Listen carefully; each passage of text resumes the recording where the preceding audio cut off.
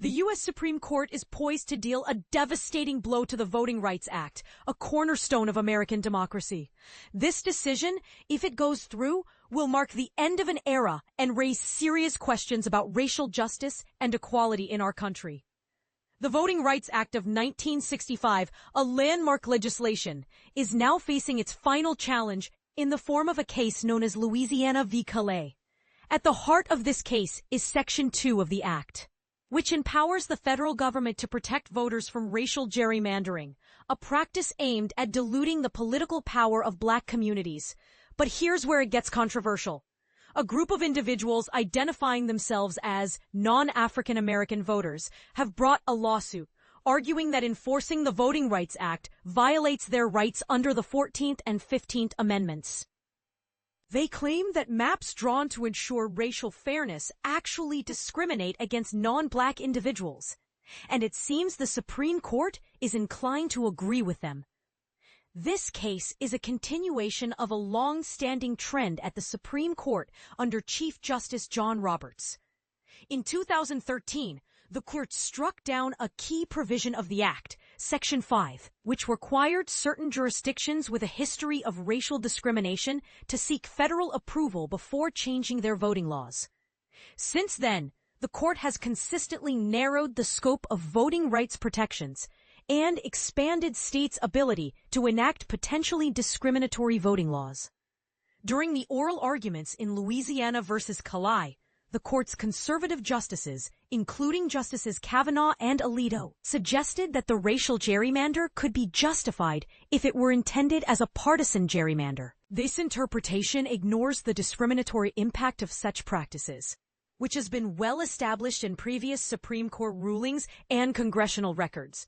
Justice Ketanji Brown Jackson, a passionate advocate for the Reconstruction Amendments and the Civil Rights Movement, expressed her frustration with this line of reasoning.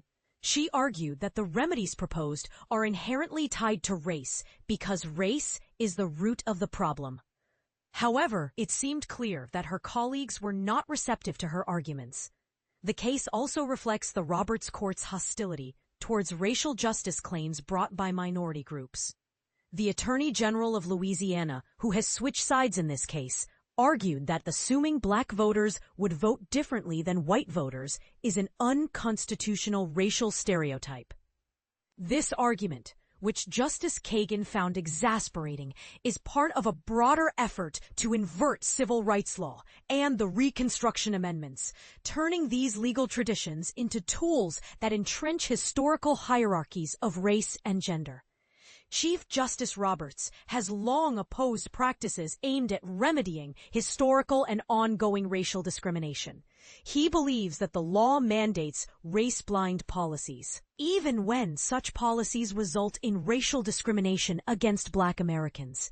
This view, expressed in his famous quote, "The way to stop discriminating on the basis of race is to stop discriminating on the basis of race," has led to a situation where the Supreme Court is poised to make it legal to racially gerrymander congressional districts, effectively minimizing black voter power. It's a twisted logic that turns the Voting Rights Act, a law that enforced the 15th Amendment and gave the United States a claim to democracy, into a violation of that very amendment.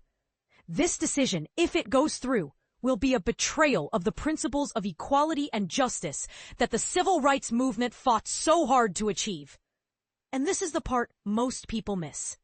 If the Supreme Court rules in favor of the non-African American voters, it will likely do so in June, just months before the 2026 midterm elections. The resulting racial gerrymanders are expected to give Republicans a significant advantage, with an estimated 19 additional House seats. This case is a stark reminder of the power and influence of the Supreme Court, and the importance of understanding the implications of their decisions. It's a complex issue, but one that deserves our attention and engagement. What do you think? Should the Supreme Court uphold the Voting Rights Act? Or is it time for a new approach to racial justice in our democracy?